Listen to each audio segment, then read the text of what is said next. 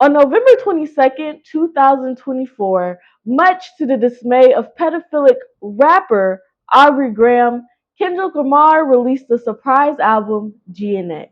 All I ever wanted was a black grand national. Fuck being rational, give them what they asked for. It's not enough. So today we're going to talk about the second best song on the album, because the first best song on the album is Man at the Garden, and it's actually not up for debate. But in the second best song on the album, TV Off, there's this one line that really got me, and I'm pretty sure it got y'all too.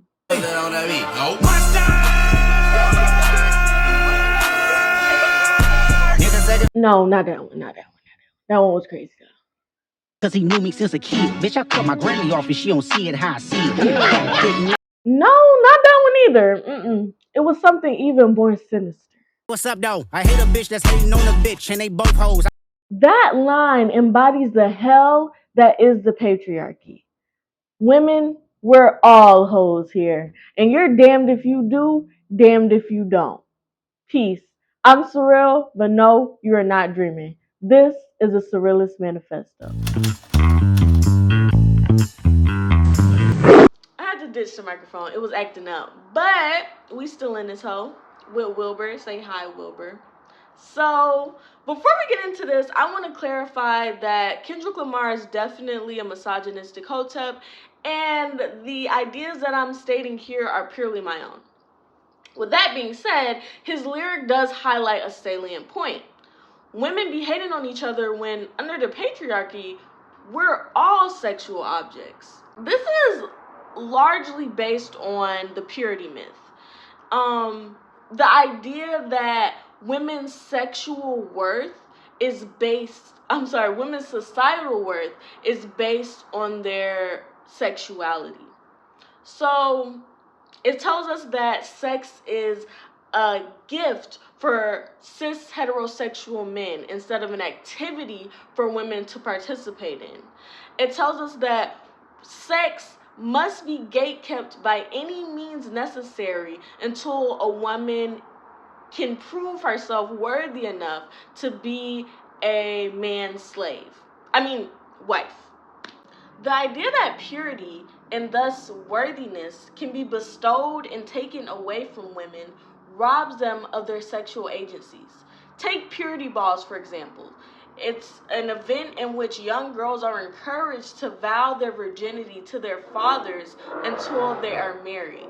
Activities like these teach young girls that their bodies, their agency, their sexuality is not their own and will never be their own, but instead belongs to a man and always will. For Black women, purity has been withheld from us since the invention of chattel slavery and race itself.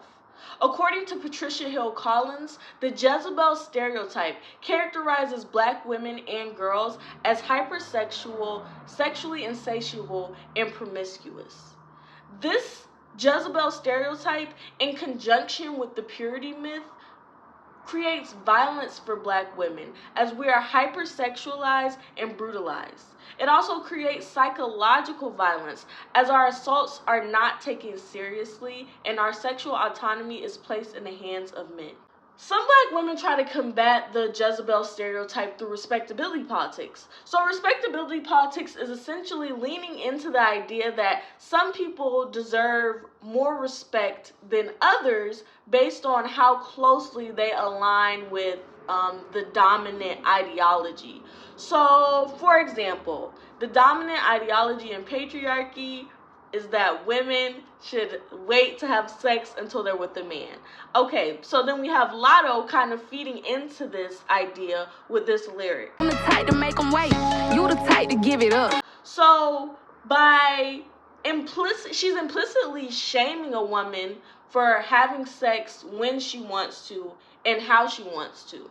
And in doing that, Lotto is actually legitimizing the same system that derides Lotto for her own sexual expression. Black women that are engaging with respectability politics are falling in line with the purity myth by supporting the idea that worthiness is something that can be earned. And thus, they're reifying the system that tells us that our bodies are not our own. We see instances like trad wives hating on sexually liberated women, and we also have sexually liberated women hating on women who don't have sex because they're boring. Of course, there's real power dynamics here. If you are spewing hatred that's aligned with the patriarchy, that is definitely very, very more harmful than a reactionary response, such as hating on women who are not sexually liberated. But in both instances, we see that the male perspective is being centered. Some women sexually condemn themselves. Some women feel liberated in their sexuality and they're slut shamed for doing that. But both groups of these women are abused, treated like they're worthless, sexually assaulted. Either way, we're all hating on each other and we're all hoes. By centering this male perspective, we're creating more choices for men. Ooh, do I want the trad wife? Do I want the hoe? What? Some of them be getting both because they be cheating. But we're creating more choices for men and less choices for ourselves. Of course, this isn't just about choice, right? This is about a whole system of patriarchy and socialization and material reality. And patriarchy is an entire system that requires collective action to be dismantled. With that being said, we still have an opportunity to lean on each other. We need to decenter men from our sexual activities. We need to figure out what we actually want versus what we've been told to want. We need to learn from the women who have come before us so that we can figure out how our actions align with the patriarchy or how they align with our freedom dreams. In conclusion, think big, bitch. Bitch, you think it's small. We need to be thinking big. You need to be thinking big, bitch. You need to be thinking big, bitch. Think big, bitch. Thanks for tuning in. My name is Surreal, but no, you're not dreaming. Stay funky. Peace.